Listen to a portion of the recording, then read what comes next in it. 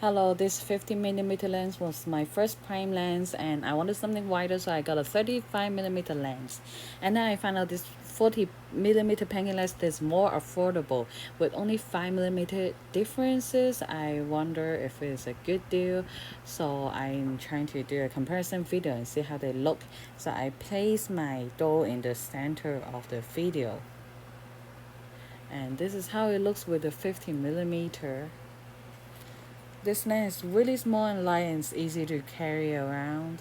And the 40mm is really affordable, around 180, and it's go to 2.8, really good for sharpness and bokeh, and I think it's really good to travel with. This is how it looks with the 40mm lens here.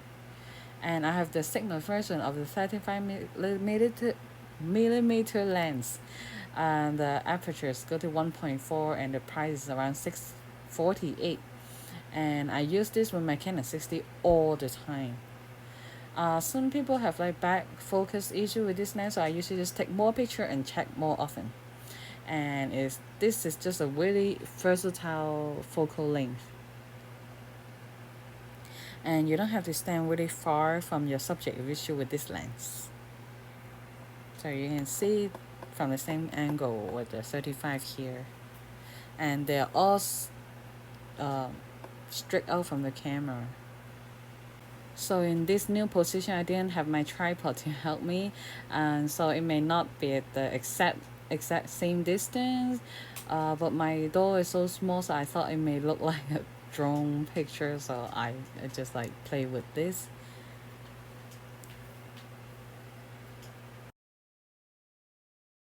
So now we change it back to the 40mm.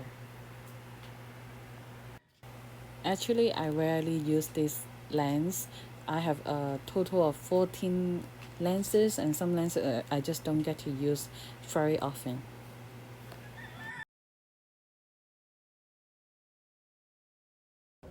So now we're back to this 15mm lens. This was my first prime lens and it was game changing. It's a great beginner lens if you want to get into the prime lens field. If you're using full frame, 50mm is standard focal length for portrait, and the aperture gives you really nice blurry background.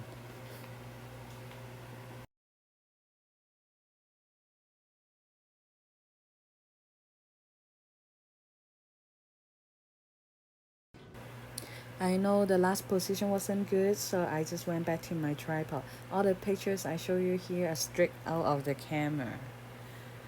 And I'm not a professional lens reviewer, I just want to show you how each lens does in the same setting. I was just interested to see how the 5mm is gonna make the difference between the 35 and the 40. Of course, I know they have other differences as well as like price and brand and the aperture. I think this 40mm lens will be a great adventure lens. I don't need to worry about breaking an expensive lens. I found this lens make the photo more contrast and darker compared to the 35mm.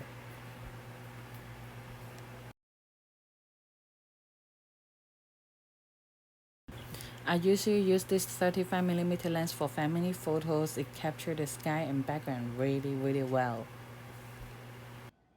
So what other focal length lenses comparison video are you interested to see?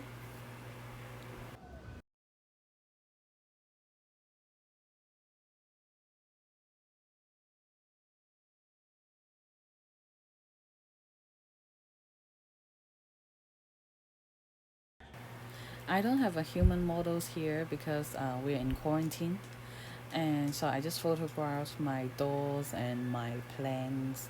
All my pictures are just for reference. You should check out other professional review before you buy a new lens. I think 35mm lens is a good investment, but if you want to save money, then go for the 40mm lens. I think I'm gonna use this 40mm more often now. The autofocus is really fast. And if you're choosing between the 50 and the 40, then I'll vote for the 50 for the wide aperture.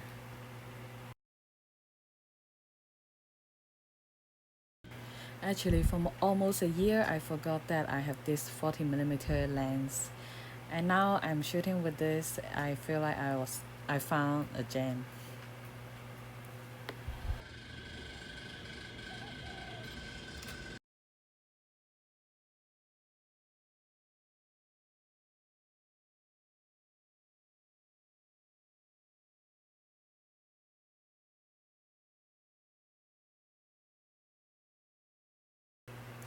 Thank you for watching. Let me know what you think about this lens, and we'll see you in my next video. Bye.